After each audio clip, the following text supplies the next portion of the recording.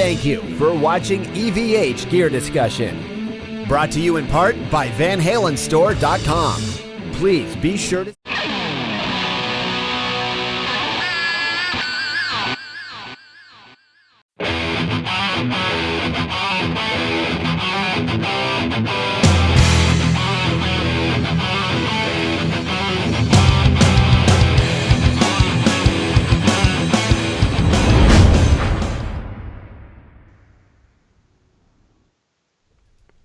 Welcome to EVH Gear Discussion, the weekly EVH talk show, officially recognized by the Van Halen News Desk and sponsored by VanHalenStore.com.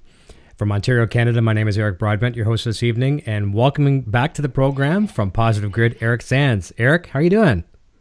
Good. What's happening? Not too much. It's nice to have you. Nice to have you back again. Good to see you again. Thank you. My pleasure. It's an honor. We're going to have some really cool demos this evening. As obviously people can see right now, there's some really cool devices behind you. We'll talk about those very, very soon. And fortunately, I've been a little spoiled. Like, you got to show me a few things hands-on the other night, which is nice. I know a lot of fans are interested in hearing about these and actually getting to hear them. And I bet you're excited to talk about them as well, too. Yeah, I'm actually learning them myself. Distortion Pro has been around for a few months, but Bias Delay, Bias Modulation Pro are new and not in the country yet. These are advanced samples. Okay. Pre-production, I guess. So I'm learning them as we go. Actually. Nice. I've been spending time with them, but it's they're you can go very deep with these pedals if you want to. So there's a lot to learn. I like it. And the footprint of, I know we'll get into real detail soon here too, but the footprint of them all look very similar. So it's, kind of right. A consistent theme between them. Yeah, absolutely. And there's a few reasons for that. One is in manufacturing, you want to try to keep things uniform. Mm-hmm. So you're keeps buying cost. less parts. Yep. Less different parts helps, but that's not the main reason. It's just functionality. We have a lot of, not all buttons and knobs are used on every pedal model anyway. Right. But sometimes you need them all. So, fantastic. You have lots of options. Yeah. Well, I know fans last time you were on the show really enjoyed your presence here as well too, and we've got a great itinerary for you this evening. And I know we'll have some questions over here in the chat very shortly as well too, and we'll jump over there and also have a contest winner announcement as well too. I mentioned on one of the last unboxings I did that I was giving away a Van Halen T-shirt, so I'm gonna mention that winner as well here soon too. So maybe what we'll do is take a quick second, just jump over to the chat. And I have to apologize too. I promised everybody Sandra Lee Poison Ivy was going to be joining in the chat tonight, reading off the chats. Unfortunately, we have a granddaughter's very important first birthday this weekend. So can't miss that. No, first birthday trumps EVH Gear Discussion any day of the week, especially when it's your granddaughter or grandson. So she's watching and monitoring the chat very closely, but she's cooking in the kitchen. I can hear some pots and pans as we speak. So we'll say hi to everybody as well for sure. So Adam is joining us. Willem Gallo says, yo, Access Mario, always a pleasure to see you. Michael Bishop says, hello, Eric and all. Speaking of Poison Ivy, she's probably got some oven mitts on or something right now. She says, good evening, folks.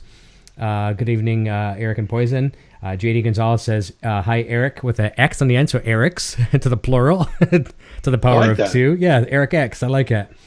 Darren Moore, one of our regulars for sure, a lot of regulars. Hey there, everyone, it's showtime. JD Gonzalez says Eric times 2 and loves it. Yeah, that's good. I love it. We could say Eric squared, right? There you go, Eric squared. All right. Rowcamp 56 says, good evening, guys. Really interested in new pedal modulation. Fantastic. And that's one I'm really interested too. I told Eric as well that the modulation one really strikes my fancy, but I'm interested in all of them. But we'll have a look. Chris Kerr's joining, saying hello all. Scott MacArthur, hey everyone, checking in. Thank God it's Friday, everyone. Yes, it's a weekend. It seemed like a long week this week and some nasty weather, so it's feeling good. Sunshine's out. Carlo Santin says, happy Friday, everyone. Happy to be here. And Adam is wishing happy first B-Day to our little granddaughter. And man, I tell you, what a princess. So thank you very much. I'm going to highlight. Thank you. I'm going to highlight that comment right there so I can come back to it. I'm getting better at that. 14 people watching right now, 6 thumbs up. Thank you so very much. So obviously we're going to be focusing heavily tonight on Positive Grid software and hardware. But I mean, the show would not be a show if we weren't talking about our, one of our favorite guys, at least one of my favorite guys, and you have some admiration as well too with Eddie Van Halen. Absolutely. And there's some people that are new watching the show today that may not have caught the show when you were on before. Tell us a little bit what it was like, some of the times you got to experience Van Halen early in your lifetime, and what it meant to you. I was lucky enough to see them before the first album came out in '78 at the Palladium in New York. And they opened, it was 3 bands.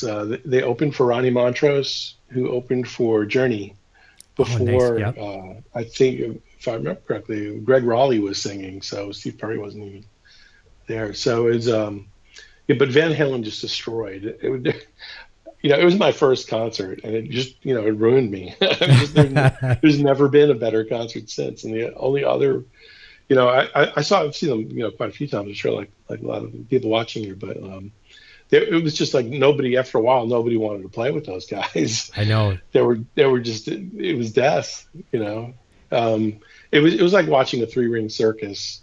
Yeah. At all times. Those guys were so active in putting on a show. I've never seen anything like that. And every band wants a warm-up band, but not a band that's T-shirt. I'm wearing a Never Say Die Black Sabbath tour shirt from '78. Nice. Van Halen opened that tour and annihilated Black Sabbath. Was my favorite band at the time. It just wasn't even close. It was like forget it. Who are these guys? It was it was insane. It was like, you've never seen a guitar player like that. Or now, as much as you like that, did it upset you? It was really a front man. Did it upset you? It was awesome. It was new and exciting, and it's like the first time you heard Eruption, and you scrape your jaw off the floor with spatula, and That's hilarious. It was exciting. All my friends were like, you couldn't believe it. It was great time. I believe that. Well, the funny thing is, I've read the Van Halen Rising book many, many times, and I've listened to the audiobook. I listen to that a lot too, because sometimes I find that when I read, sometimes I skip. So I've been listening to Van Halen Rising again and again and again, and I'm just permeating these memories of like what you're talking about, and even before that, in the very the mid '70s and whatnot, and just in late '70s, hearing how Van Halen would just destroy anybody, and it's just unfathomable. Like every band wants a band that's going to warm up the crowd and be ready to go. So when it's their turn, they're going to go. But they kicked everyone's ass so bad that I'm surprised they weren't even blackballed from the industry, because they just annihilated everything. Yeah, pretty much. Well, it is. I'm sure all of us play in bands or have. Mm-hmm. I've seen videos of your bands in the past, mm-hmm. and you want bands. If you want an opening act to be good, but not that good. Mm-hmm. Yeah, exactly. Just good. Just warm them up. Just get them going. Don't make us look bad. Yeah. So, but it's cool though. You mentioned Journey there, and I'm going to take a little side step here. And I'm just as much a Journey fan. Like, I'm just a closet Journey fan. Like, I've grown up listening to Journey. I don't like them as much as Van Halen. I'm a huge fan of Neil as a guitar player. But I mean, could I name all the deep cuts of Journey? No. But I'm seeing all the things through social media today with Journey, with Steve Perry being now going to be singing at the induction. I thought that was pretty cool. Yeah, I saw that today. I haven't heard that yet. That's awesome. Yeah, so that's kind of cool. Great. It's nice when, there's histories of members in different bands. We've got it with Sammy and Dave and Gary Sharon. We've got it with, all these various bands, and everyone has their opinions, and, that's fine. And there's different generations. Obviously, when you span a career like they have, or Van Halen has, or anyone, you're going to have the younger generation, the people our age, all these other people, and you're going to have your mixed opinions. But it's nice when you get your proper due. And you can't really induct the Kiss. We're all Kiss fans. Like, you want to see Ace Frehley there. You want to see Peter Criss there, even though you respect the new guys. It's like it's one night. Can't they just leave the arguments at home? Exactly. And, just do it for the fans. That's right. It's like, Robert Plant and Zeppelin. It's like, come on, just do it for the fans. Exactly. And the fans really appreciate that. And there's also, think of it this way too, there could be that new generation of people that are discovering it for the first time. Some people may not even know who Steve Perry is, or who the singer of X band is, and they watch this rock and roll induction. Oh, who's this? This is pretty cool. Then they go back and discover the old discography. So it does have some advantages to doing that. Yeah. It's a good PR move. Yeah, absolutely. Yeah. Fantastic. So one of the questions I had in here as well too, and this is kind of neat too. We'll kind of go with this. We're on a perfect tangent. We're talking about tours and singers and who do you like better and all this kind of thing. There's nothing confirmed yet, but we toy with this on the show a lot, saying that I've talked about it in my iTunes podcast. So Sammy Hagar saying, I'd like to get back in the band if Dave will agree to do it and blah, blah, blah. And that's been done before. I'm in favor of it. If Sammy comes back in the band, Dave's in the band. What are your thoughts on that? If it's a joint tour, I'm not sure how they're going to share the lineup, but would you go, and what would you think the outcome would be of that? Well, I'm a huge David Lee Roth fan, but I think there's a whole other generation of fans that love Sammy. Of course. And they were together, I think, longer with Sammy. So you really need to do both to make it a true, career spanning experience. So I think that would be a more interesting show for a lot of people. Personally, I'm happy with David Lee Roth. Yep. Alone, but I saw Chickenfoot, and Sammy was amazing. He was good with that band. I like Sammy. I've seen Sammy just on his own, as well, and before he was in Van Halen, he's great. He's just one of the best voices in rock. Yeah, definitely. I think I've always said, and here's the argument I get myself in a lot. It's not necessarily an argument, but it's where there's ever a disagreement between singers in Van Halen, it's who's the better singer. Now, obviously, if you're going to measure them on a scale, Sammy's a better singer. However, technically, that's the word, technically. Yeah. Dave is the entertainer, and I always say here too, and not just me, a lot of people say this exact same sentiment, where the last couple tours, Dave was a little rough. Well, first of all, Dave was never a great singer, but and technically speaking, as we just said, however, what he brought to the table, and it's been said in the books, it's been said by the members of Van Halen, what he brought to the table and the charisma and the swagger, the swing, it made up for the shortcomings of a lead singer. Attitude. Yeah. He was the greatest frontman I've ever seen. I agree. Personally. I think he's the best frontman ever in the history of rock. Him in his prime, he was untouchable. Exactly. But he could also do that two-note scream thing that everybody tried to do. Nobody could do it. I know. I don't know if it's falsetto or what, but it's pretty good. The guy in Steel Panther can do it because he did that Van Halen tribute for a long time. Right, that's right. Is that Ralph? Is that his name? I forget his name, but he's great. Yeah. He's great at it. That's cool. Yeah, I've never really heard too many people that can do that. Van Halen tunes, but that's awesome. But yeah, that was cool. David Roth was amazing. Yeah. And a lot of things too that we have to give credit to him for. A lot of people overlook it, and the newer generation are the first ones to fault it because they didn't really get to experience it back then when he was a little bit better and things were different. It was a different day, a different era. But Van Halen's sound today is a lot of respect has to go back to David Lee Roth. The swing, I always say, there's a few things that are contribute to Van Halen's sound in that swing, and a lot of people don't even realize how hard the rhythm chops are in that stuff. It comes from the swing.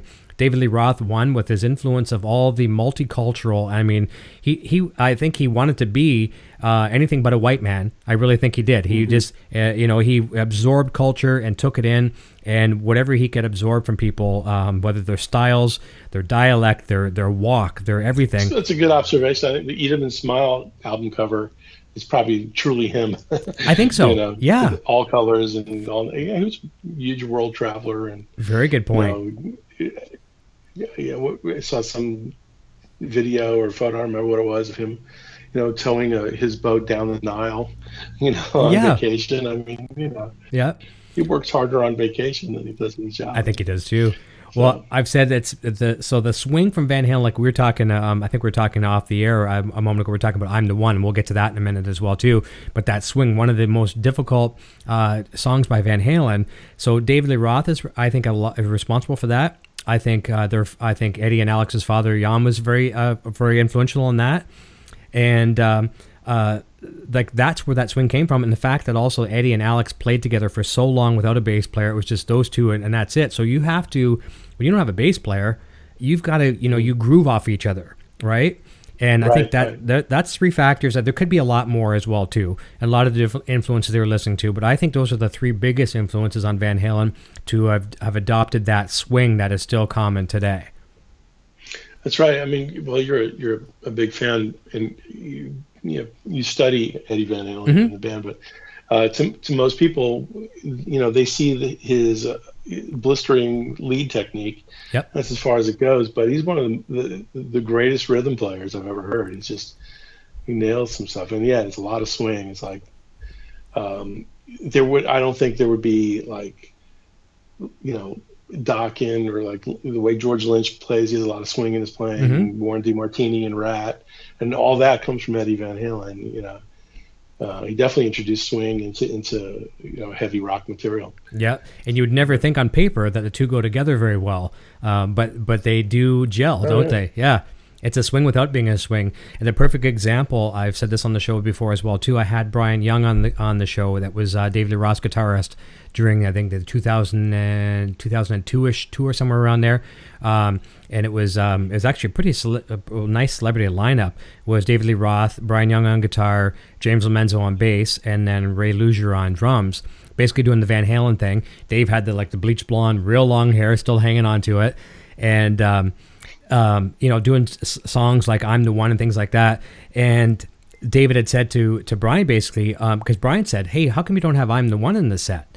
And he's like, "Well, because I want to do that one, but our last guitar player couldn't do it."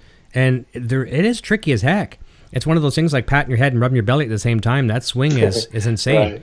And people, a lot of times, younger guitar players will focus on the lead parts of Eddie Van Halen, and they get that down pretty good. And then they try to do the rhythm, and it's like, oh, so I think they should honestly isolate these rhythms and focus on that, and that'll make them a stellar player, and then worry about the leads later. Yeah, he's given us a lot of catalog to study. And yeah, I know. EVH University, Sam. There you go. That's right. Well, listen, curriculum. We'll circumvent and we'll come back here a little bit too, and we'll talk about some more Van Halen throughout the program. But I know a lot of people are staring at those blinking devices behind you right now, and they look pretty awesome. So it was very interesting. If facts have me correct here, or serve me correct, the 3 new pedals from Positive Grid were debuted at Music Messa. Is it still going on as we speak? Yeah, I believe it is. Actually, the Bias Distortion has been out for a little while. Right. Months. Okay. And so that's available at all your major retailers. Yep. Bias delay and modulation you probably see those in the next in stores in the next 6 to 8 weeks. Okay.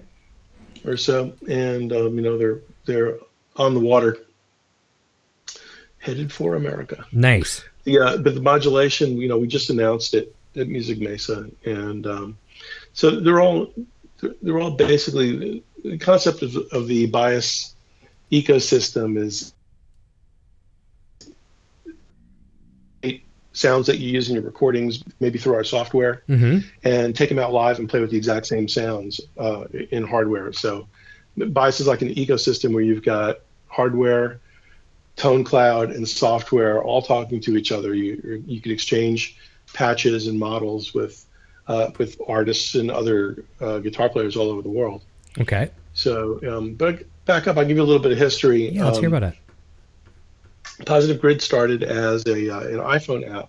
Yes. 2008, they came out with Jam Up. Yep. Which is actually a really great app. It allows you to play along with the songs in your iTunes collection on your iPhone. So it gives you, a few different amplifiers, classic amps, and an effects chain that you can adjust, several different pedals and things like that. And it sounds great. And people were actually gigging with it. You get an iPhone interface and run. That's crazy. Board. I know it's it's a new world. It's a new world. I was just going to say, it really is. Yeah, and it's very interesting. So after a while we have 3.5 million users of Jam Up. Wow. And see, there's hundreds of thousands of amp models and on the tone cloud, and there's a whole community of you can rate models, you can comment on them. It's a whole thing. It's very social. And so they went. Next step was desktop recording software, plugins, and standalone. So Bias Effects and Bias Amp software, extremely popular, and those are used in recording studios all the time. A lot of the times when you hear a recording on the radio, you really can't tell what kind of amp it is. That's right. By the time the studio is done their compression and processing to it. You don't know how it started life, whether it's a tube amp or a plug-in. That's you can't right. tell, That's right. you He's very transparent these days. and that's to other users. The big difference used to be to the player, though, because you certainly could tell the feel of the amp when you play. Mm-hmm. And that's the biggest thing. Like bias head is amazing because you can actually adjust things like sag on the power section, which is, to me, like makes it feel a little softer, like a tube amp does. So you can play into it, Right. So like this is a great time to be a guitar player. I mean, technology is amazing. Yep. So so anyway, to get back to our history. Mm-hmm. So the idea was that we've got this tone cloud. Pardon my dogs. That's all good. We have some here too. My daughter's having a sleepover, so you might hear Mm-hmm. 11-year-olds going crazy. Hey, that's all good. I know what that's like. I have one here too. I'm a boy, but the same age. Yep. That's like what it's about. So it's distracting. That's all good. So you've got the tone cloud, hundreds of thousands of models, literally thousands of models up there, and users wanted a way to download those sounds into a head. So we came out. Our first product was bias head. Mm-hmm. So it's a 600-watt head that holds 25 sounds, but you could also connect it via Bluetooth to your iPad or your desktop, and it's really infinite, the amount of tones you can have on it. So you get to a gig and stuff doesn't sound right. Like many times I've brought a boogie to a gig and I thought I should have brought my Marshall. Yeah, exactly. Like that happens. Yeah. So they're all great amps. But you can take your favorite amps with you, and if none of those are quite right, you can download more from the cloud. You can tweak things. I like that. It's amazing. Yeah. Also, is levels. It's not just about amp matching in those tones. You can adjust the component by component. Your amp, you can modify things. You can change transformers, tube types, the amount of tubes. You can go really deep, and so we brought that same concept to the pedals. And Distortion Pro, actually, all the pedals can be, you can adjust the internal components. Gotcha. I'll show you how that works. Okay. Different types of batteries and voltages and, compression and all these things. A lot of things that you can't normally adjust compression on a distortion pedal. No. And I like the fact too, because voicing is set normally in the factory. And you alluded to that the other day when I was talking to you as well. We were talking off the air and talked about the voltages, because some pedals will allow you to run at a 9 volt, or like in the real world, I'm saying 9 volt, 18 volt, things like that. And you're going to explain how that will actually, you guys have actually physically thought about that, even though you're not using a 9 volt power supply or an 18 volt. You've thought, okay, we need to see how the tone is going to be affected, and your engineers have implemented that. That's really awesome. Exactly. So you can go in there and tweak all those things and a lot more. And love that. And go really deep. So I'll show you. So right now I've got the. So does that sound okay through the phone? Yes. That sounds not too bad. You can go a little bit louder if you can.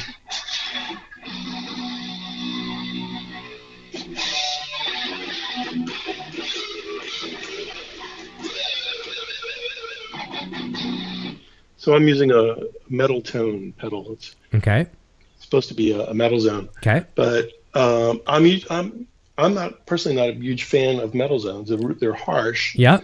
And especially into a Fender. Yes. But the cool thing about this is you can take a metal zone, which really has a good basic sound to it, and you can tweak it to make it sound great with your amp. So nice. You've got a lot of control. I'm going to get closer to this so you can see. Okay. So we're going to go into the clipping stage. I'm going to bring this camera in. Now everybody's getting seasick. There you go. Take a Dramamine or whatever they call it. That's good. We're good. Can you see this okay? Yeah, I can almost read the names. I have bad vision, but some people might be able to see that. Okay. Yep. So go to the clipping stage here.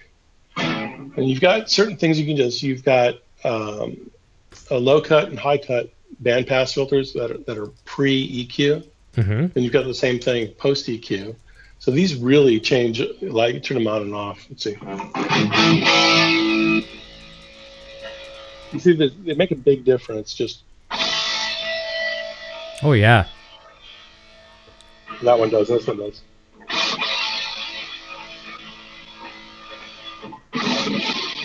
So it's the amount of lows that it's letting through. Mm-hmm. You change the overall gain that you have on tap. So it's not just this knob here, but you can increase that. You can go well past what's available in the front of the amp. This is gain. You got distortion here. You can give it a lot of gain. You need a lot of gain to do all that stuff. So you can bias it hot or cold.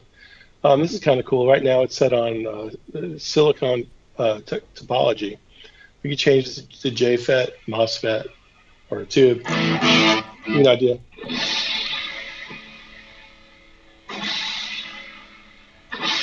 Very subtle. On certain pedals, it has more effect than others. I have a lot of gain on this one. So, but everything adds up to your sound. It's all the parts together. So that's just the clipping stage, and you've got an output stage. It gives you some more deep EQing, and again, the topology has more effect here. See this germanium? Can you read that? Can you read that little thing? I can't myself, no. Okay, yeah, it says germanium. So that's germanium. If you tap it, you get a little menu. You can choose it this way too. So you get germanium, silicon, JFET, MOSFET, and tubes. Oh, wow. They all have different characteristics.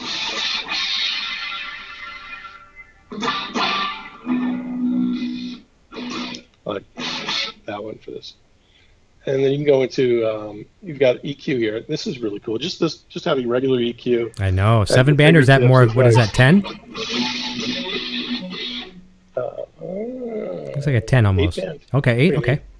8-band EQ. Yeah. Yeah. It gives you help. If you need help, there's a lot of stuff going. You just click the... I like that. Press the max out button. Well, we'll know some difference.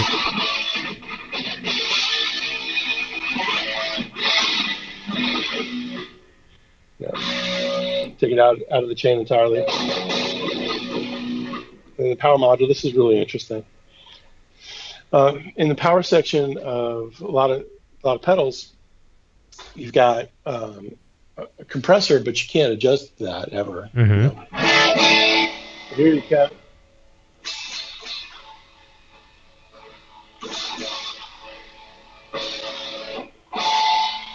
You can add more compression or less.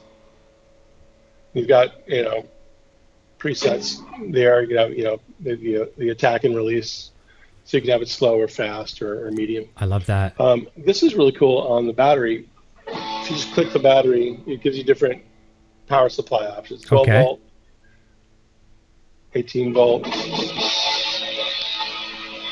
I have so much gain on it, it's hard to hear. Well, yeah, you can't really tell on this pedal at all.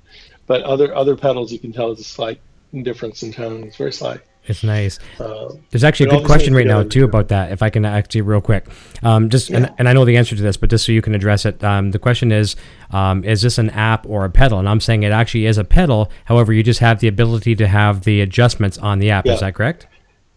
Absolutely. We normally don't demonstrate the pedal this way, and we've had lots of conversations at Positive Grid about the best way to introduce this pedal to people, because it can.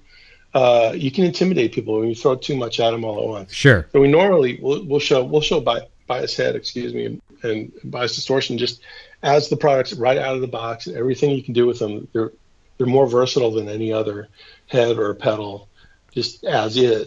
As is. I mean, just on the head, for instance, you could change the amount of tubes in the preamp. The topology. I agree. Class A. Solid state rectifier. You can change all these things right on the head without hooking up to an iPad. That's an important point, because a lot of people are just interested in that. They don't want to mess with any technology, but later down the road, maybe you do. That's right. So and bias head will work with an iPhone too. Nice. Which is great. That's really convenient. So if you're at a gig, you just whip out your iPhone. bam, dial up something else. It works perfect. And It's really fun. and what some people are mentioning as well too, and just so I can address it too, so it's a disclaimer for your sound there too. We don't have Eric's guitar cabinet mic'd right now, so what you're hearing is coming through a Bluetooth headset. So we're hearing it, but sometimes it gets a bit of a warble as in the tone. That's certainly not detriment to Positive Grid sound. It's just the fact that we don't have him mic'd. Yeah. So it's low res. Yeah, it's a very low res coming through the Bluetooth, but at least it gives you the idea of the functionality. I'll show you what I'm using. I don't know if you can see down there, but there's I don't know if you can see this. Yep, you can see the Marshall. I see the Fender. Yeah, I like that guitar, by the way. Yeah, nice. Deluxe reverb. Oh yeah, it's my Cadillac. I've always loved those guitars. Nice. Those are really nice. They do a good job. So these are just really a lot of fun. So on the pedal. So this, that shows you some of the things you could do. Down here on the bottom, you've got noise reduction. Like if I was not, like right now I'm going through the pedals, I'm plugged in. Mm-hmm. But if I weren't, if we were just running, say, this or the desktop software through an interface, you've got different amps you could play with. It's disabled because I am hooked up to the pedal, because you don't need an amp simulator. That's right. When you're going through an amp, so it's smart and it takes it out for you. But there is a noise gate, because some of these you can go like super high gains if you want. I've got it off now, but turn it on. Oh, I can hear the hum right away. Yep, the hiss. Yeah. Very helpful. It's nice to have that off. I like it off. I like noise. I played tube amps forever, and if I play an amp now and it's too quiet, it kind of freaks me out. Yeah, it seems unnatural. I need some hiss in there. It's very, I'm doing the same thing right now with my amp. I use the Boss NS2 for my noise suppression, and I'm starting to use it less and less and less. That's a good one, though. It is a good one. I'm in a really old house. My house is built in 1935. Okay. And there's some wacky deal going on with the power here. So I get a lot of noise. So, I bought an NS2 from Peter Stroud, actually, from Sheryl Crow's band. Okay. Here, I'm in Atlanta. He lives in Atlanta. So I've got his pedal. It just sounds great. I know what you mean. Helps. I know what you mean with the old home. So the same thing here. We're in an 1864 home. So we're talking now. Obviously the hydro. I mean, we're not using candle power for plugging in the amplifiers and things like that. But it's been, so you're in a mud hut. Pretty much. Dirt floor. Yeah, pretty much. Yeah, the old floor where the boards are 8 inches apart. It's pretty cool. Yeah, old historic. So it's neat. But I know what you mean, those certain voltages too, and it can play some real havoc on you for sure. I think maybe another time what we'll do is obviously we're going to have you back many times on the show, but have you come back on again. We'll get like a recording interface. We'll stick like a Sennheiser or something on, or maybe an SM57 on the cabinet, run it through an interface, and we'll really get to hear it. It'll be really cool. But I think tonight's more about kind of like the look at them. It's just a quick look at these things. Yeah, I really love them, and I like the fact that there's similar footprint. Yeah, I'm going to turn over the big screen here as well, too. So there's lots of pedals. These are all the distortion pedals that are in the pedal. Mm-hmm. So, like, if you want to hear something different.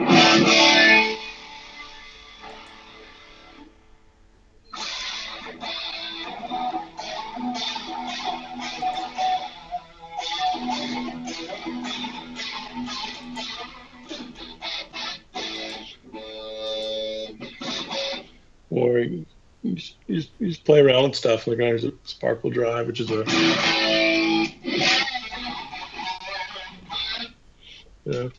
I love it.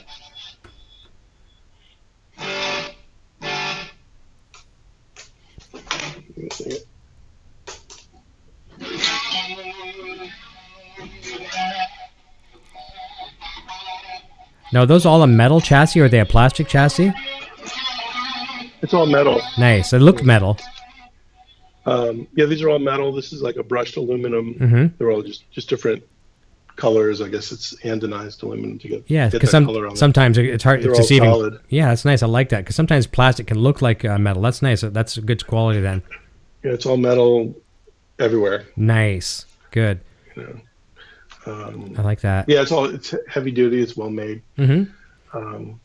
Well, a question I had for you too, as well, like, because the average person so if some people are seeing this or seeing it with the iPad app and things like that, sometimes people can be intimidated from right out of the box. So these things, you can take them out of the box, power them up, and you can essentially turn the knobs like your favorite Boss pedal or your favorite whatever pedal and get the tone you want without having to do anything else. That's correct? Yep. That's a cool thing. That's one of the things you do is deep editing and customizing it. So you could have a customized pedal, like you might have a DS1 that you've sent off and somebody's customized it for you. You've done it yourself, but you could do that virtually here and without burning your fingertips with a soldering iron. So I like that. Cool. That's very cool. The other thing about bias distortion is it's the world's first tone matching pedal. Right. So think of it like bias amp. You can match the tone of any pedal. The software, the desktop software, that does it for you and walks you through the process. It's a really easy 3-step process. You dial up an amp on your software a pedal that's similar to the one you want. Maybe your friend has a Cloreen Centaur or something like that you can't find anywhere, and you want that sound.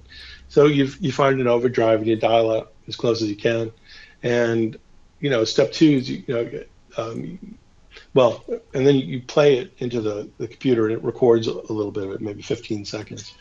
Step 2, then you take your buddy's Cloreen and you plug it into your interface for your computer, and you play through that. Step 3 is the computer will EQ match them for you, and it's astonishing how close it is. It's exact. And that's really fun. And then you can tweak it further if you want to. So like you might want to ask, like, why is there like a DS1? Why would somebody want to, clone or tone match a DS1 when they have a DS1 and they're relatively inexpensive? Well, because once you do that, you can go in, you can add a tube to it. You've got a physical boost here on the pedal, which works amazingly well. So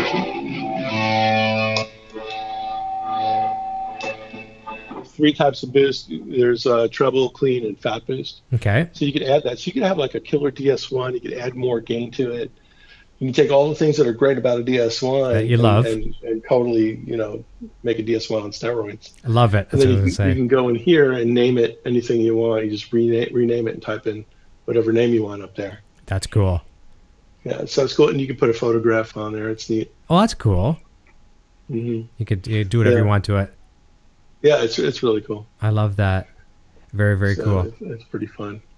I'm just going to jump back over to the chat just for a quick second, if you don't mind, Eric. Yeah. And I have to apologize. I can't scroll back far enough, so I know I'm going to be missing some. I've even closed the chat a couple times, and I've missed a few people. But we got Bane Rock, which is my little guy, joining in. Darren Morris saying, this was from earlier in the discussion, says Van Halen sounds like they never play any song like they plan any song they play. It always sounds winged, but that's what I love so much about their sound. It's not constricted feeling. Blackie DH is saying, hey, Ivy.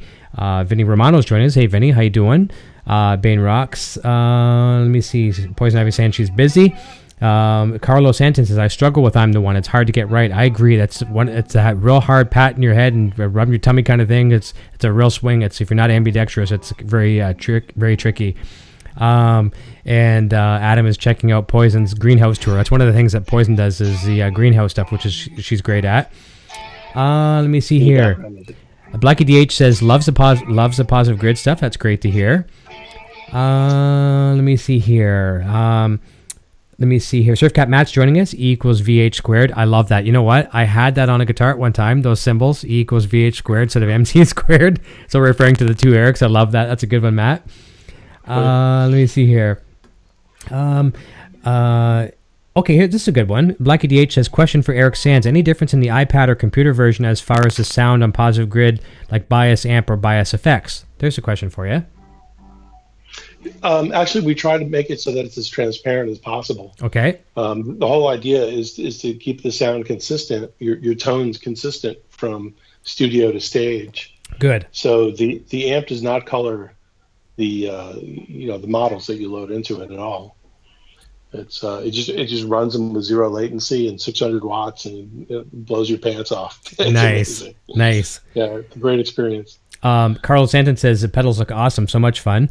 And here's a question that Adam's asking, and this is a question that a lot of people, the general public, they hear the term bias. Now, obviously, that's a brand. It's part of your company's brand. But it's also a term in our field, and it says, "Can someone explain what bias is?" He's clueless. Bias in tubes, etc. Tell us a little bit about bias. What is bias in general? Well, yeah. If you didn't catch it when we first started, I was talking about the bias ecosystem. Is what we call it. Yes. So bias is like the world we live in with our desktop computer, our iPad, our iPhone. Our bias pedals, bias head. And the tone cloud working all together. Gotcha. So that's what bias is. So it's we call it an ecosystem, but it's the universe that all these products live in and work together along with you and help you create tone and manage your tones. Yeah. So to us it's not like the argument of tubes versus solid state, digital versus analog. Mm-hmm. It's all great, and we love it. We're ampnostic, and we like to. I made that up. I love that. I love that. That's a good one. That's a good one. I laughed. I coined that one. Yep. We're ampnostic, and we just we emulate everything as closely as possible, and I think we're really successful at capturing a lot of these tones. But I think more so capturing the feel when you play these. The equipment feels right. That's the most important thing. A lot of people don't realize how much your amplifier affects the way your guitar actually feels in your hand. Yeah. It affects every little nuance. You'll pick harmonics and things pinch harmonics rather. Yeah. Come out and things like that. So. Oh, very cool. Yeah. One of the next questions, and I know the answer to this as well too, but here again, it says, Rocamp says, can you get the Electric Mistress on the new modulation? And we had talked about this too. Like, it's a lot of the pedals that you're going to get when you download these from the Tone Cloud, whatever, they're not necessarily named after a particular brand, but they'll put you in the right ballpark. Right, exactly. Well, let me show you. I'll disconnect. I disconnected from the. Mm-hmm. Yeah, I'm going to disconnect from this. I'm going to go back over here. And just so people know what Eric's doing right now is he's connecting via Bluetooth to the particular pedal, and then he's going to be assigning patches that way.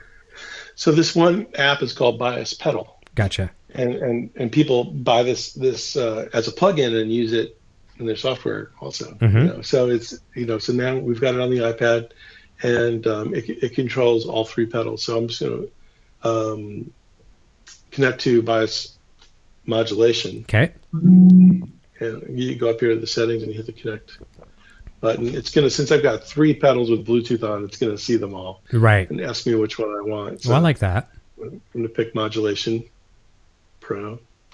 I could have three separate iPads to do this quickly because yeah, of course. To sync up and everything. Yeah. But it's not too bad. So we'll go in there, and then I'll show you how you can mod. Okay, there you go. I found it. So whenever you click, whenever you turn the knobs, it's different ones. I love that.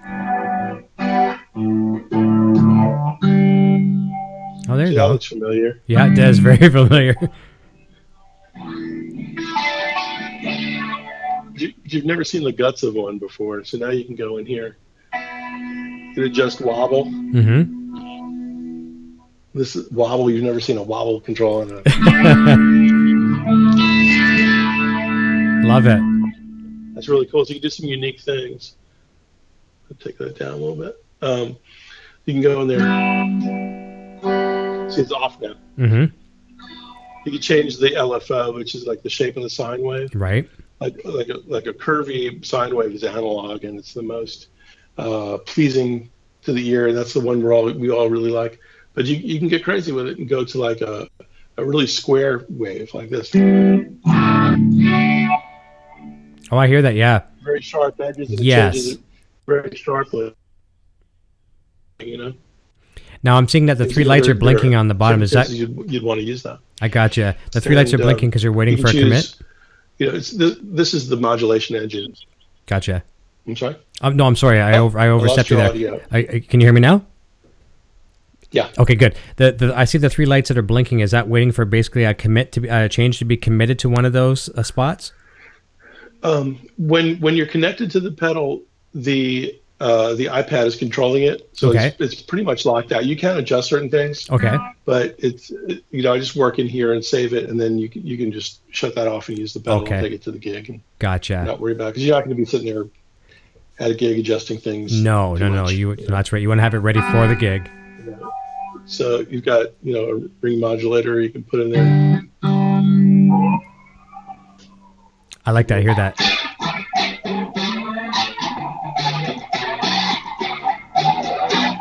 Very cool. Crazy stuff. And the power section should look very familiar. That's the same as in Distortion Pro, so you can change the battery. I love that. Has more effect here.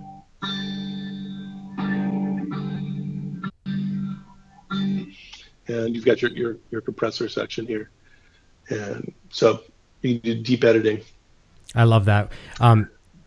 There's a question in the chat as well too, or not necessarily a question, but a comment from Adam. He's saying all from an iPad. And I do have this as a note on my itinerary for the evening as well too. And one thing I really like about this, I lost your connection there, Eric. Are you still there? Oh, there we go. We're back. Yeah. One of the things I like about that is the fact that even in my small studio that I have here, so I've got the bias pedal back there. I could have my iPad app over here. If I can't get my pedal board to where I'm either recording or broadcasting or whatever, now I can actually call it up from my iPad and have 1, 2, 3, 4, 5 multiple pedals at the touch of my iPad. It's not the iPad. Really, all you're doing is taking that control panel, just like I've talked about before with the amplifier that you have. You're taking off that control panel and moving it over to your desktop wherever you need it. It's a remote control in a way. I like that. Oh yeah. Yeah. Yeah, absolutely. And again, you don't have to use that. Right out of the box, it's got 10 different settings here. Let's go back. So you've got 10 different presets, and if you push it, you've got 10 more. So you got the red ones and the blue ones. It's really fun.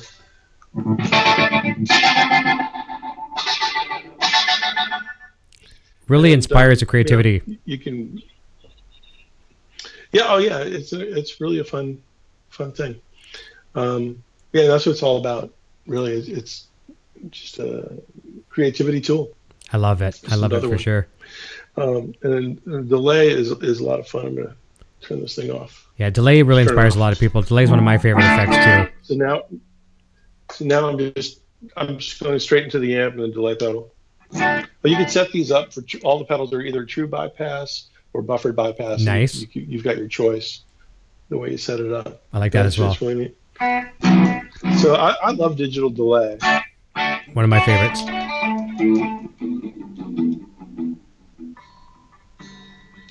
So that was digital. Here's a good analog one.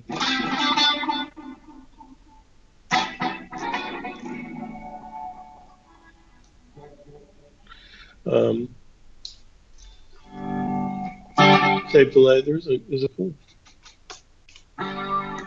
There's a this is like put this on what I'm doing. It's backwards.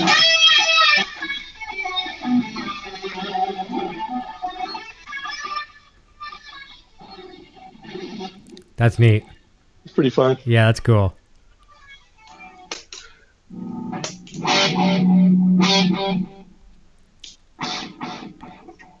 Is there some looping functions in the delay as well too?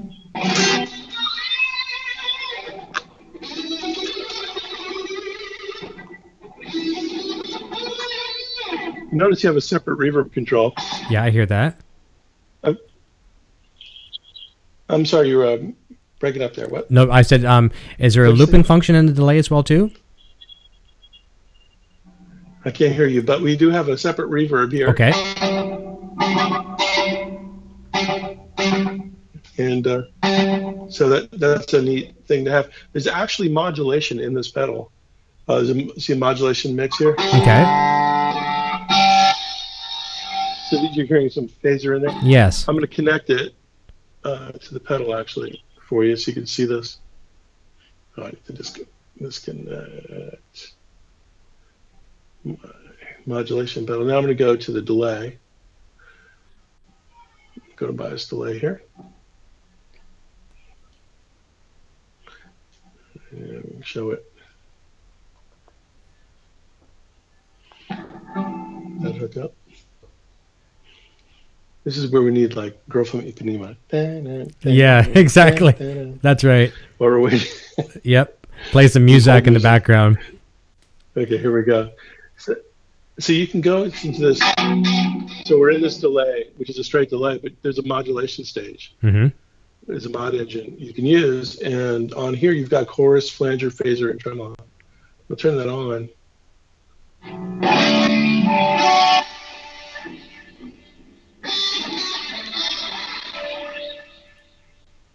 Yeah, you hear it tail end there, yeah. It's really versatile as far as that goes. Flanging is a little more. That's way too fast. Mm-hmm. So there's the level, depth. Here's the rate knob. Take that down.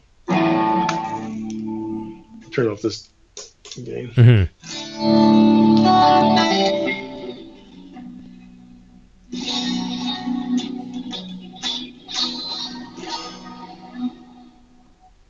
I love that. Really interesting things going on. Mm-hmm. Put on a chorus setting. Get more depth. There we go.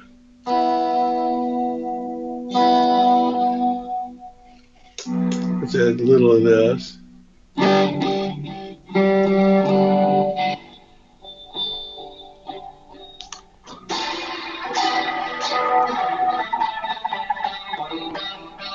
Not too much. Mm-hmm.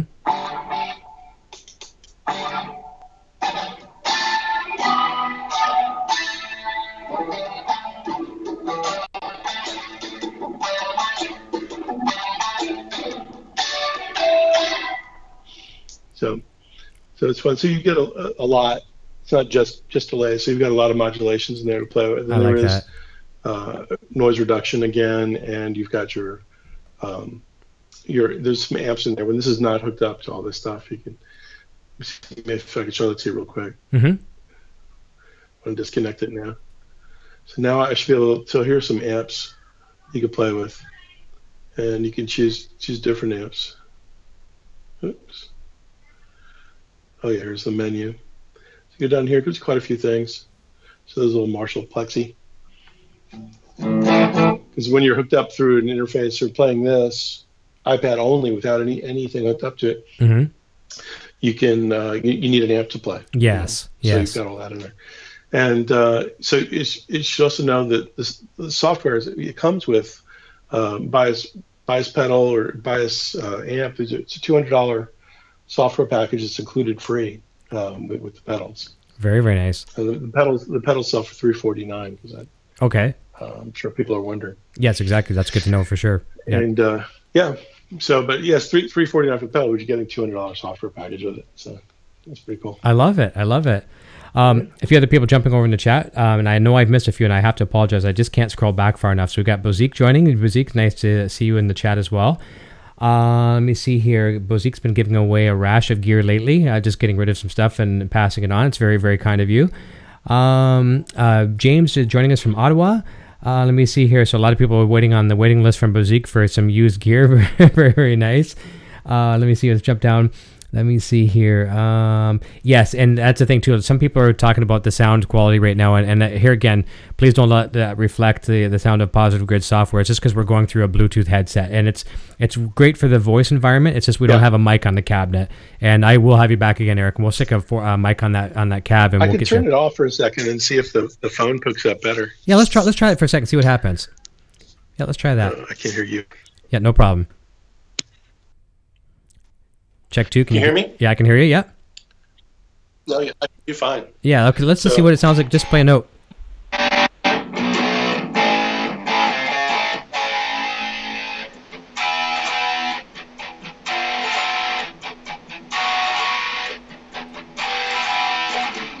Yeah, that's better than the Bluetooth for sure.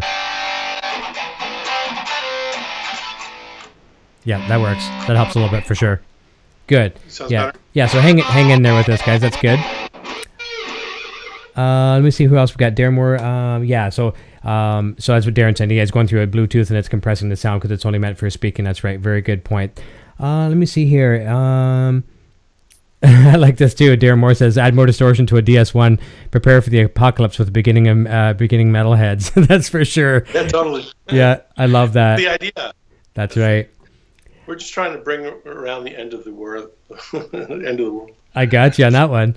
Bozique says, everything I've heard from this company sounds impressive to me. The new bias head's legit. For sure it is. It's one of the things where you can, like Eric said earlier, that you can travel to a gig and you're basically, instead of taking your band's van with, your Soldano and your Marshall and your PVs and your 5150s and all this kind of stuff, now you're traveling with one head and your favorite 412 or 212 and you've got everything right there. They're all great. And all those amps are fantastic. We just give you more possibilities, that's all. I agree. It's just another piece. It can also be a bass head, also bias. Yes, exactly. I love that. So you get some Ampeg type sounds and everything is in the tone cloud. There's some great Ampegs and GKs.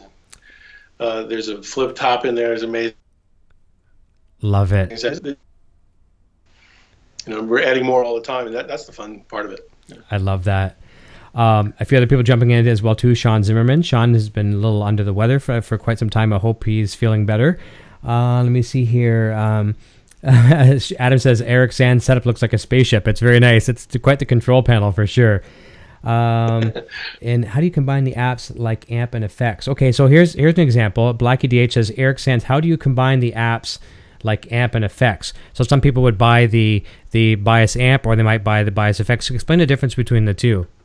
Yeah, you can do. There's a little button here for bias effects, and and you could run them. Well, these are different things. Like you can run these effects into one another like a plugin, so you can combine them like bias amp. You can run into bias effects and have more amps because bias effects has a few amps, but not a ton, and bias amp is nothing but amps. Yes. So you can combine them and run them together. Gotcha. Yeah. Another regular in the chat is Sinner saying he's a big fan of the Black Sabbath T-shirt for sure. He's a big Black Sabbath fan. Gotta love that one. Yeah, they go great with Van Halen. They sure do. That was an awesome score. That's right. Yeah. Love that. Great band. See if I've missed anybody else here as well too, and I do apologize if I've missed anyone else. You know what I think I'll do is take a quick second as well too, and I've got a Van Halen T-shirt that's staring at me over here too, and I know someone is waiting to find out who won this one. So this is my particular one, and this may or may not fit you. So what I'm giving away is this one here, the Van Halen Pinup shirt. See if let me go over to the big screen here for one quick second. Let's go over here. All right, so we got the Van Halen Pinup. Hopefully, everybody see that. And I had from the live unboxing I did the other day. I had people comment on the video, and we picked a random comment to see who's going to win that. And the winner of that shirt is Rockbiter. So Rockbiter, if you're watching in the chat, if not, send me an email to info@EVHGearDiscussion with your postal details and the size that you would prefer. And I will personally purchase one and have it sent to you from the VanHalenStore.com. Who's also a sponsor of the show, and they'll definitely take care of you. But Sandra Lee and I, Poison Ivy, are paying for that one, sending it to you. So Rockbiter is the winner of that one, and proud recipient of the Van Halen Pinup shirt. So the question I had earlier, and you and I talked about this off the air as well too, were with some of the software, and I love it because it really inspires me. When I'm talking software now, not the pedals, but the pedals are just as inspiring. But we now have this infinite world of gain available at our fingertips. And a lot of people, including my very self, when the first time I jumped into it, so if someone's going to give you, instead of 10 on gain, you've now got 1,000, we can use it. What advice do you give to people to say, okay, we're giving you the world of gain, but what could we do to get the best tone out of that? Hey, that's what it's there for. Experiment with it. Have fun with it. I'm a gain addict myself. Right. Love gain. And when I first got Bias Head, that's a great example. It has so much gain on tap. You don't even realize how much you dial it up. It's just really fun. But I make a conscious effort to dial it back so that it sounds more like the amps I'm trying to, because I have to demonstrate it for other people. Right. So, but as a player, it's just so much fun. It's just gobs of gain. But it's like anything else. It's like giving. I used to work for an amp company. I won't say the name of them. Sure. they're actually orange amps. Okay. And they're really they're great amps, and they were a wonderful amp designer. But you can't dial in too much highs and you can't dial in too much lows. So, because it's not as variable in the EQ, the mids are always right, but you can't dial in a bad sound. Mm-hmm. And that's the idea of it, So, but some people, like a country player, would not play an orange amp because you can't dial in the highs they need to get twang. But if you're playing 70s riff rock, there's nothing better. Yeah. Or detune stuff. It's amazing for that. Those are great amps. But everything has their place. And the new, talking about gain, I mean the new EVH amps are just sick. Insane gain. Those are the amps we dreamed of when I was a kid. I was like, I loved that gain. Yeah. And then, I bought a 5150 when it first came out. I plunked down my $600. It was in the mid-90s, I think it was. Yeah. And, it was great. I was really happy. That was an amazing amp. It smoked my Marshall, which you had to use the pedals with it to make it at least a tube screamer, at the very least, at the very, very least. Yeah, that was enough. Yeah. So, totally. So, so it's just great. We're just taking tools that you're used to and giving you more of the things you want, I agree with that. Or versatile, like the modulation effects. You can go crazy and go way overboard with it if you want, but there's a place for that. Of course, yeah. Korn is famous for using that in their recordings. They'll take pedals. I've read some of their interviews. They'll take them and just max them out to get odd sounds and then use them. That's a great idea. Yeah. It's like knowing the rules and then totally breaking them to get something that you need. Yeah. What I got on this thing. We'll take something. They'll take something and run the rate way up. Then they go. And you just hear that in the background. Yeah, atmospheric. Yeah, but you would never use it that way to play a song through it or anything. No. It's just an effect in the background, and it's totally cool. On its own, naked, it might sound a little kind of harsh, but when it's in the mix, it's kind of, what are they doing there? Yeah, it's really cool, very creative. You can't even tell what effect it is sometimes. No, I know. Yeah, I hear that. It's cool. They're great, man. There's some like obviously modulation effects where you've got some shimmer. There's a lot of, everyone's making a type of a shimmer pedal, and sometimes you hear that in a mix and the whole mix environment. You don't know if it's a keyboard or what it is, just because it's so subtle. But you're trying to pick away at these layers of the onion to figure out where it's at, and what it is perplexing. Yes. Now Electro-Harmonix has that S9, I think it's called. It's a synth pedal. Yeah, that looks awesome. I'm jonesing for that thing. Really. I know. I saw some good demos on YouTube, and I love that. I know. It's incredible. There's the guy was doing some Van Halen, like he was doing Jump and everything. It was pretty awesome. Right. Yeah. That's cool. Very, very cool. Actually, that may be a good little segue for us. Here again, one of the nice things about having guests on the show is we get to talk a lot off the air, and just kind of geek mode like we're doing right now too. But you were asking me some of my favorite pedals for the Van Halen sound, and I was saying how I really enjoy the MXR 5150 Overdrive, and I don't want to say I like it better than the natural tones that are in the 5150s back there. But with the new Lunchbox I love running the 5150 Overdrive into the clean channel. And you said that you really found a pedal that you think is really cool. Tell us a little bit about that one, and Van Halen fans will probably like this as well. I found this. It was on sale. Musician's Friend, they do their deal of the days. And it was I think it was a $300 pedal. They were selling it dirt cheap, and must have been closing it out or something. I don't know. But it's a Mad Professor 1 pedal. It just has a number 1 on it, and it's supposed to be Van Halen 1. Nice. It's the only distortion pedal I've seen that has reverb built into it, and it nails the tone. It's really amazing. It does a great job. Great. So yeah, I need to. I no longer have that pedal. I need to find one or download one. Yeah, there you go. Maybe someone's made one. Do you think? I know. And there's another one that's great. I've got it over here. Sure.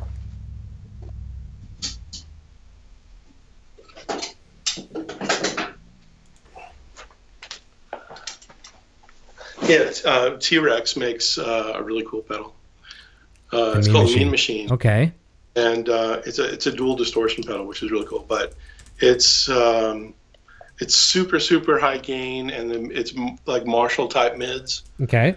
So it's beyond it's like a Marshall SLX or something like that, like a super high gain Marshall. It's a lot of fun, and it wakes up this deluxe reverb lot. So I created a model of that. Oh, good.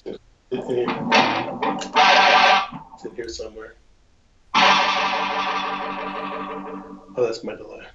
Turn this off. I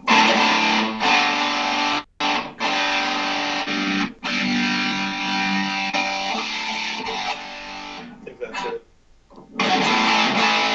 It's really high gain. Oh yeah, big time. It's got a lot of it.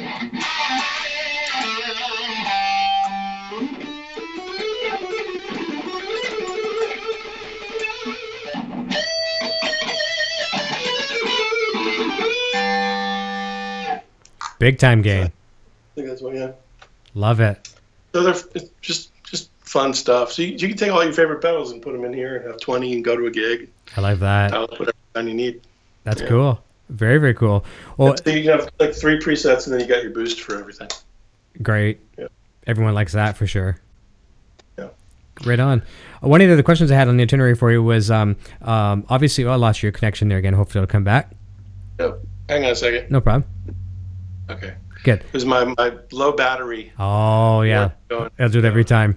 Good timing. Obviously, you know, we both share the love of Eddie Van Halen as an influence, and I'm curious to see what some of your other influences were growing up over the years. I think you've had some Judas Priest influences. Tell us a little bit about that one. Yeah, well, Judas Priest was a big influence. You know, they were pre-Van Halen. You know, when I started playing with, you know, Led Zeppelin, Sabbath, and Priest, you know, a little bit later. And you know, they were like Sabbath, but a little more aggressive, a little faster. You know, and Halford was like amazing. Yeah, yeah. Whole dual guitar thing. I think KK was an incredibly evil sounding guitar player. He was great. He had his own thing going on. So they were great. I got to play in a Judas Priest tribute band here in Atlanta about 4 years ago called Priest Unleashed. Well, I like that.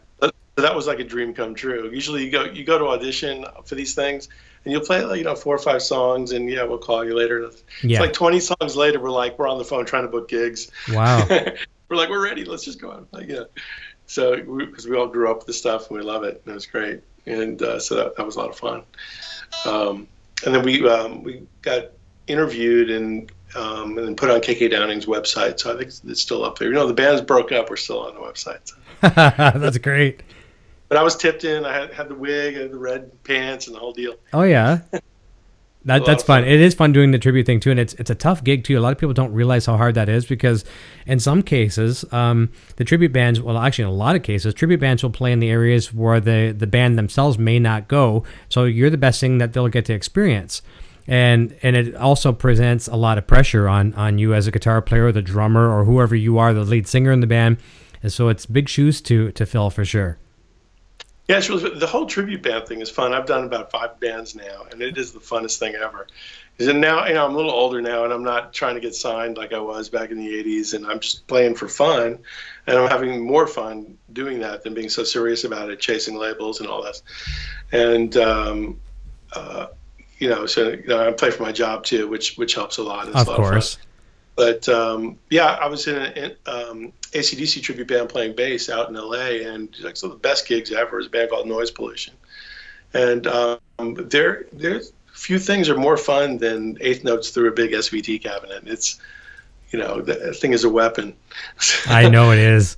It was really, really fun. And you pay for 4,000 people sometimes at some of these clubs. And that's nice. The real deal out there. Rock is alive and well out there, where it's hard to draw, like that in many places around the country. But I agree. If anybody's thinking about making it as a player in the industry, you got to go out to LA, and New York is good too, but it's really LA is where it's at. I agree. It's amazing. It's the kind of the breeding ground for it always has been, always will be, at least in North America. We get to good music up here in Toronto and things like that as well too. Oh yeah, and everywhere in between. But I mean, obviously there's the hot spots. You know what I mean? I'm a huge Rush and Triumph fan, by the way. Oh, fantastic. Rush is just absolutely insane. I mean, I'm probably my second favorite band would have to be Rush. Triumph, obviously, if you're a Canadian musician or just a Canadian resident, you love Triumph as well too. But Rush, I can't get enough of them. And obviously, we got to see the last time around. I think you had the 2112 poster in the background, which is very, very cool. That's right. Yeah, I'm ready to move. I just sold my house. I'm starting to take things down. Oh, geez. Yeah, I have a 2112 lithograph. Yeah, on the wall. Love that. Love that. Another question I had for you too. We're going to be wrapping up here shortly, but and I don't think I got to ask you this last time, and because we have kind of a task at hand. We're talking about the new stuff, and that's all the Positive Grid pedals and software and things like that. But a couple pieces of gear. What would you say, whether it's amps or guitars? What are a couple of things that you own that are, or maybe even you've owned at one time that are more so a favorite than now? But what's a couple pieces that you hold really dear to your heart as far as gear? Interesting. Good question. I love all the gear I'm working with, but that aside, because that's exciting, it's new. I've got a few things. I've got this one particular Strat has an amazing neck on it. I love this. This is just a 40th anniversary. It's my go-to nice. Strat. There's just something about it with it. I've got it, in SG that I love. I've marshaled 900, not an 800, because there's just something about the cleans on that I really like. No, I had one as well. Would you have the dual reverb or the master volume? It's a dual. Okay. It's a dual master volume. Okay. Master. Okay. 50 watt. Okay, I had the 100 watt. That was nice. I've got a Vox Night Train 50 watt head also, which is the first. It's like a lunchbox head. Okay. It's 50 watts, and it's the first version. I think it has an extra preamp tube in it, but it seemed gainier to me than the later version. But I really like that. Nice. Some of the things I mess with. This pedal is great. I love this delay pedal a lot. I'm playing with that a lot. I'm just learning these things. That's cool. I like gear in general. That's I know. Why I'm here. I know exactly. That's a nice thing when your day job is studying, researching, promoting gear. That's a good thing for sure. I know myself too. I've been kind of bringing some things out of the woodwork as well here too. And a couple weeks back, I had Rob Cunningham on from D'Addario, who's a great guest. It was a lot of fun talking strings and accessories and things like that. And I was saying to a lot of the people on the show that night, I was saying it's amazing how, and I actually talked about this in my podcast on iTunes. It's amazing how the simplest of little things can inspire you to necessarily maybe to get out of a rut. And that was my whole topic of the day was getting out of a guitar rut. And I said this, and I wasn't really joking, but I kind of was. I was like, it could be as simple as a guitar cable. And literally, Rob had sent me a couple of the Planet Waves guitar cables, the Instrument Tour Series or whatever they're called, a tour series, and he'd given a couple away as some prizes on the show as well too. And the cables rock. I mean, but we're not necessarily talk about cables. Let's say it's a pick or it's a pedal or it's an amplifier, it's a guitar. Little things like that can really inspire you. So I got these new strings from D'Addario, and they're I don't even have them handy here right now, the NYXLs. And I'm looking around at my guitars. Some guitars have some brand new strings on, some don't. And I thought, okay, what guitar is first in line to try these new strings? And I grabbed my old patent pending PV Wolfgang USA, late 90s, my black one that some people see me play. And it was my main guitar for many, many years. And obviously now with the EVH brand outside of PV with Fender there, I tend to show those a lot more love. But this guitar is nice. I strung it up, and holy cow, was I really... There again is that new fun factor. Got me out of if I was in a rut, it was just that new guitar day or new field day. It was really nice. Yeah, and I love it. But so little things like that can do it. About it. Yeah. Another piece of gear that I use more and more is my iPad. Yes. Because you come up with an idea, and I've got a recorder in there. It's really convenient to use. I just throw down ideas, and I take it to band practice with me at rehearsal and run it in the background. So I'm always using my iPad for different things. So that's become a really crucial music tool. That's right. And who's saying it in the chat? I've lost it. They're saying the gear acquisition syndrome. Let me see who said it. I missed it now. Oh yeah, Blackie DH says gas. Everyone has that exactly. Little things, whether it's a guitar or a pedal. Yeah. That's one of the cool things I do like about this stuff, though. I mean, now we can take our favorite pedals. We can add. It doesn't have to be expensive gear either. What's that? It doesn't have to be expensive gear. No, either. it doesn't. Not at all. The Squire fretless bass I pulled out the other day. And before I knew it, an hour and a half was gone. I was just exploring that thing and playing, and gear is inspiring. Sorry, I cut you off. No, that's totally fine. We're on the same same boat for that. And Sir Cat Matt saying got a Jones for gear. Very, very cool. Let me see who we got. Will Dunham joining in chat as well too. And Bozika was also saying the Vox Night Train was a good amp, just didn't sell well. I didn't follow the sales in that one. Was that one that wasn't a top seller, or was that the Night Train? Yeah. I don't know. I don't know what the sales numbers were on there, but it seems like they came out with another version of it, so it must have done pretty well. And then Behringer copied it, so they probably wouldn't have done that if there weren't some numbers there. Yeah, because why would you want that one, right? I don't know how they would get that information. Well, hard to say. Our industry is really small. Sometimes buyers talk. Yeah, that's right. That's right, for sure. But I don't know. Yeah. Mystery Music has a question in the chat. He says, got here late. Does he have, I just scrolled by. I think he said, does he have all three of those pedals hooked up on a chain?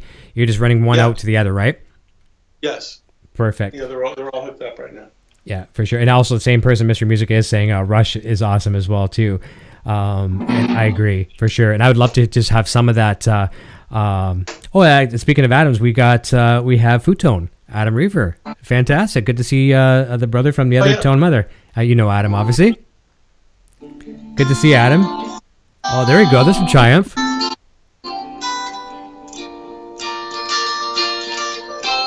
I love it. That's great, man. Love it. Horns up for Futone for sure. It's one of the funny things on this show. You don't see it's EVH, and it's great gear, and we talk Futone so much. It's something that it has to go hand in hand. Love it. Have you tried any of his products?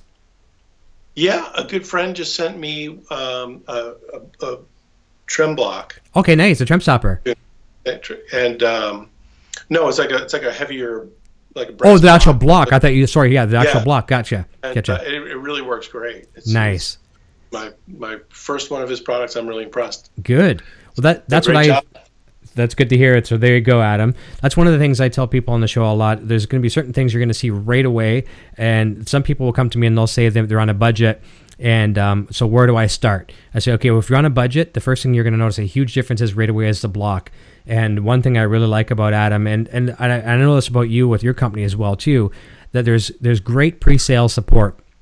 And that sets people out apart from the other people that are out there. I'm not saying anyone in particular, but it sets people apart from the competition because, one, you care about the people enough to answer their pre-sales questions.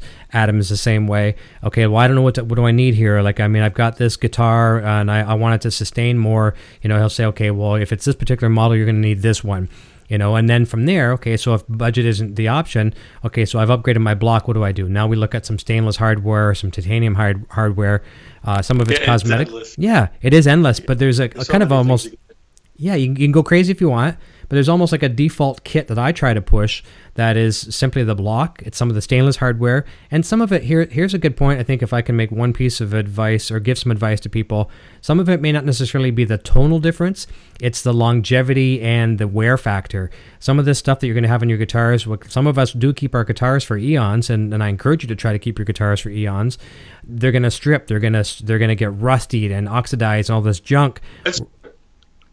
Yeah, I've got some Steinberger basses from the 80s. Yeah. and there's a claw that holds the ball end of the string in the bridge. And those separate over time. They fail. So you can go online and buy stainless steel replacement parts that are stronger. Things like that just will make that investment last a lot longer. Exactly. It's your favorite guitar, right? Or guitars, and it's that preventative maintenance. Bass, I still gig with that bass. So that's good. That's good. I keep the stuff working. I agree with that 100%.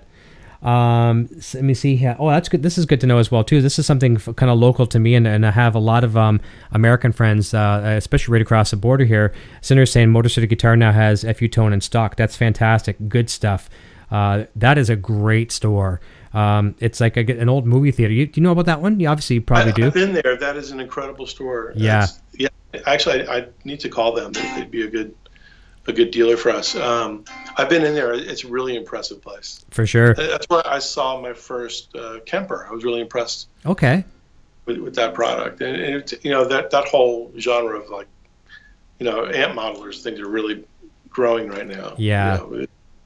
Glass Head, and all the others. Yeah. The sales staff are very knowledgeable there too. And Sinner in the chat here, he used to actually work there too. So he was one who turned me on to that store, and I could honestly see the brand doing very well there for sure, like your brand as well. Oh, this is really cool too. Adam is saying from Futon saying, I'm supposed to go see Positive Grid from their new New York rep soon. That's very cool. Nice. Excellent. Yeah. Very nice. Yeah, our distributor is up in New Jersey, and they've signed a few dealers up in New York. So this whole thing is new. We're signing dealers now and putting it all together. And nice. So it's a really exciting time for the company. It's very challenging. Yeah. Too. I like the fact too that you're going in the hardware vein as well too, and taking it very, very seriously. I could see where some people would be a little scary if it was just strictly the digital world, and it's strictly nothing but software and apps. But the fact that you're putting your feet down on the ground solid and investing a lot into the hardware, people like pedals. They like the physical, touchy feely kind of response, right. And you're doing that. Hey, we are analog beings after all. That's right. We like to grab knobs and Yeah. Like when Pro Tools first came out, I missed my faders, and I was like, what's this mouse thing? No, we're having faders. I fought that one as long as I could. But yeah. And it's funny too, like I'm the first one to say too that I years ago, my best experience was working on the physical recorders, like I'm gonna go way back. I'm gonna date myself, but like the Tascam Porta Studios and the Fostex 4-tracks and things like that. Then great. Yeah, they're very good, very good. And then we'll go up a few years. It's still some years back, and this is still young for some of these people, like the Boss BR1100s, the BR1600s, and things like. And I did really good on those things because they did one thing: they didn't go on Facebook, they didn't do this. You don't get sidetracked checking your email. Yeah. Now you have to apply yourself. But I've done a lot more recording now with your software. Where it would have, so I have to give credit where credit is due. I would not have been recording had I not had that software because it was easy. It inspired me, and I got tones because I'm not an engineer when it comes to sound. I know how to stick a mic on a cab. I don't know where to go from there a lot of times. Whereas I have this stuff, I can virtually drag my mic. I can choose some things where I think they say it's a good preset. I'm off to the races. Less time fidgeting, more time recording and enjoying. Right, exactly. That's what it's about. Yeah, you can't get caught up in the gear and I did that years ago. You caught up in buying different guitars and amps and pedals, and it's like, well, wait a minute, when am I going to make music? I know. You get obsessed with gear and you're spending your money on that stuff. So, yeah, and that's why I was worried about too when I asked you the question about some of these pedals. Can you just jump on there and turn them and go?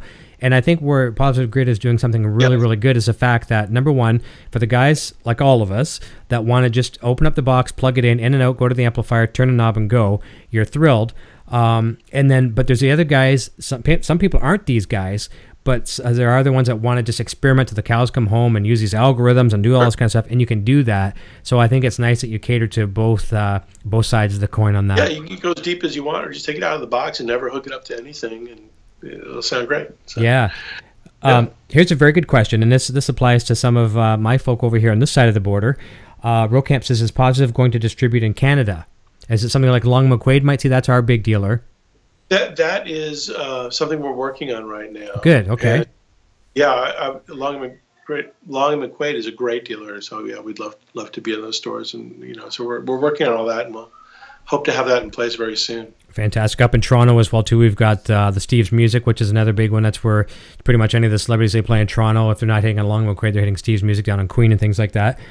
Yes. Poison Ivy has also just put a link in the chat as well, too, and obviously this is a very good time that she mentioned it. PositiveGrid.com for everything. Basically, you can purchase right on there, and I think there's still, because of Music Mesa weekend, I think there's still some promotions, some sales discounts on the website. Is that still accurate? Software. There's some software specials right now. Fantastic. That's a good place, and you can also buy. It's all the same price if you want to go to Sweetwater or Musician's Friend, AMS, any other great e-tailers or retailers that are out there. Nice. And I have to say one thing I can say as a positive a testament to your people at in the support group. I had some issues as well too. It's just something I was doing wrong with the installation, and the support is there. They'll walk you through. You can generate some reports, send it to the support team. They'll look at your system's report, which you're using. They can tell right away what the problem is. They'll get back to you right away. So if you guys are using the software and you have any problems, the support team at Positive Grid is really very helpful. And that's nice to know too, because I do know there's some things out there, and here again, not mentioning names of any kind, but you can run into problems with certain software or hardware, and it's almost, you have to go on Google and find the answer yourself. I think a manufacturer should help you a little bit. Yeah, absolutely. I agree. It's really hard with software products too, because a lot of times it's the person could be running, Vista or I know DOS 486 computer. Yeah. Or PC Junior. Yeah, that's right. There's so many other variables. Is their system corrupted with malware? I know. And so you try to help people on the phone, because I do a lot of support calls too. Usually for a hardware product, if somebody gets stuck on an install, it's usually something in the system. Yeah, I agree with you. Virus that's not permitting the software to work right. Yeah. There's a million things. That's right. So many variables. Yeah. So clean your registries out there. Yeah, that's right. That's right. That does help tremendously. Here's a good one question as well too. Rocamp says, does the software work with Pro Tools as the plugin? Yes. Perfect. It runs various different types of plugins. So I think Pro Tools is VST, but there's a new. Yeah. Pro Tools, Logic, Cubase, all those things. It'll definitely run Pro Tools. Yeah, and I'm using Logic Audio here on the Mac, and it works effortlessly. I love it, and I like the fact. Also, Reaper, Audacity, all those are very popular. People download those. And they run great. That's fantastic. Anything pretty much that will bring in a plugin will almost support it. Yeah. I think I used. I forgot which. There's some DAWs for the iPad that are really, really powerful. Okay. And I was able to run a bias effects and bias amp as a plugin, and through that on my iPad. It's great. Nice. It's funny. It's funny you're talking about some different DAWs and for computer. Do you remember one years ago? Here again, too. This is you and I are of the same age. Do you remember one called Saw Plus? Did you ever hear that one? No. You have to look that up. That's one of the first ones. My brother-in-law turned me on to that one years ago. Now, I think it was probably a 4 or an 8-track type recorder at the time. But man, oh man, was it something else. There's probably some forums out there that still talk about it. But when that thing came out, I mean, it was the cat's meow, man. It was awesome. Oh, really? Saw with a letter, like with the plus symbol, Saw Plus. It was great. It was a kind of a basic one, then you could buy the professional one. And it was pretty insane. Loved it. I loved it for sure. Let me see here. I remember, the early ones were like Cakewalk and things like that. Yeah, Cakewalk, of sure, yeah. And then that became Sonar, did it not? Going way back, yeah. I'm Yeah, not sure. Awesome. We're going to wrap up here in a moment. It's something I wanted to let people know about too. I just got in today. It was really nice. Eric, have you ever seen this stuff called dual lock when it comes to mounting pedals on the pedal board? Have you ever seen it? For the knobs? No, basically for the instead of Velcro. Oh, I see. No. Yeah, I'm gonna see if I can show you this stuff. I just got it today, and thank goodness, because I was right out. I have a little piece. This was the last piece I had, so I'm working on this really nice project with IdeaBench, Pedal Snake, and Strymon, and we were doing this really, really cool system.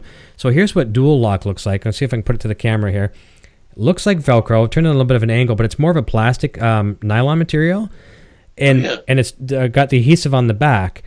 And when you actually attach it to itself, like it'll literally click in place. And this stuff is a million times stronger than Velcro. So watch this. I'm gonna go on a big camera for a second. Go here. Watch this. And actually, I'll try to snap it. You might even hear it on my microphone. So that is now. I can't even tear that apart if I try. I mean, of course I can rip it off, but this stuff is amazing. And I had it shipped to me today. Thank goodness the people at IdeaBench sent me some more. The stuff is very, very expensive. And I won't say who my carrier was, but basically the initials potentially say you're potentially screwed waiting for these packages to arrive. I'm sure you can figure out who that was. And they delivered this package, not even to my address. They went to like 5 streets away. Fortunately, the people were like, I have a package here. I think it might be for you. I'm like, yes, and I need that because I need to finish this video for these people. And this is the last piece of the puzzle. But this stuff is awesome. And what the guys at Idea Bench were telling me is that you take the stuff and you put it on the bottom of your pedal. So say my iPhone here is my pedal, okay? So you're going to put a strip across the back like this and put your other strip at the bottom. And then you take the other side and you actually just physically put it there. And then like before you peel off the backing on the red, so let's say I've got it like that, then you peel off the backing and you place the pedal right on your board where you want it and you're locked right in. And you could take that thing and swing it around your head and those pedals are not coming off. So that came in today and I'm very, very thankful for that. I'm really, really excited to get this video done this weekend and start using my pedal board to its full potential. So I have 4 pedals to go on there. So, and I might have to make room for that bias modulation because that's looking pretty nice as well too. Make room. Hey, like you said, it's a great time to be a guitar player. We just need more guitar players in our industry now. Yeah, we have quite a few. That's for sure. Yeah, for sure. But there's always room for more musicians. That's right. We need more players. That's right. And Poison Ivy saying that, thank goodness we live in an honest town. Yeah, we're very lucky. When I say we're like my home was built in 1864, we're talking like there's no horse and buggies on the street here. We actually have paved streets, but the people are very honest here, and thank goodness for that because, like I said, this stuff it's just mounting material, but it's very expensive stuff. They could have kept it and used it to put some pictures on the wall for all that matter. And I need it for my pedal board, so thank you, honest Samaritan down the street. That's for sure. But listen, I encourage everyone to go to positivegrid.com, take a look at the software that's there. A lot of the stuff is, you can try it as a trial, correct? Yeah, there's some great videos there too where, the audio is horrible on this call, but check out some of the videos. There's some great, if you're into metal, Ola Englund does some amazing demonstrations. Go to our YouTube channel. That's probably the best place to see lots of different product videos. You'll get a much better feel for the products there. Good for sure. It's nice to see that, and a lot of people like watching these videos because they get to see it hands-on, before they go download it, and they'll lose that intimidation very quickly when they see those demos. I've watched a lot of them myself. Yeah. Very nice. Yeah, they do a great presentation. Just the audio is just really good. You can tell what's going on. Yeah, I love that for sure. Well, listen, we're going to let you go here in a moment. Just want to, again, for sure, check out positivegrid.com on the website. Look at all the software. There are still some promotions, really good savings on there right now. Look at the YouTube as well. And since we had our good friend Adam from Foodtone jumping in late in the program, have another great Foodtone artist coming up next week, and also making his second return, just like yours, his return to the show, Chef Brian Sau, who's phenomenal. We always like to say, not your average chef. He rocks in the kitchen, rocks on guitar. Awesome. He's going to be showing us a nice hot rodded Wolfgang special that he just picked up, satin red one with fully Foodtoned, and it's nice. Not all of us have the luxury of having Adam work on our guitars directly. I mean, Adam's great for getting us these products, but Chef Brian also had Adam do the work on the guitar himself as well, as far as I know. So we're going to be anxious to see that guitar in action. I'll have him doing some playing as well. And I'm going to have you back again too. Let's get you back on here.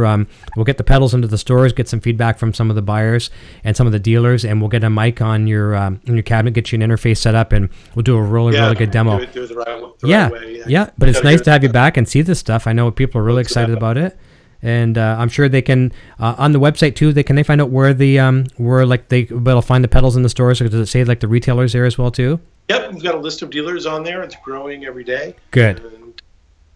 Good fun. stuff. So come along with us on the ride. It's really good.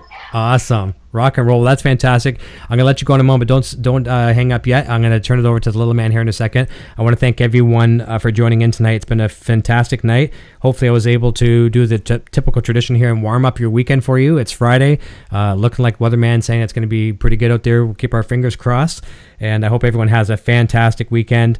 Not only look up Positive Grid, go talk to the man himself, Adam Reaver at fu-tone.com. And when it comes to tone, he knows all about it, and he'll hook up your guitar and take it to the next level. It's almost like having that equalizer in your amplifier or in your stereo at home that you never had. And all of a sudden, one day you get your equalizer. It's like, I was missing that tone. I thought it sounded good. And then he's got this, it's just unleashed the beast.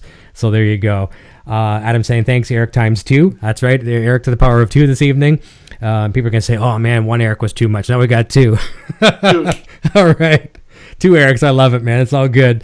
Have a good one everyone, and have a great weekend. And we'll look forward to seeing you next week. And congratulations once again to Rock Butter for winning the Van Halen Pinup shirt.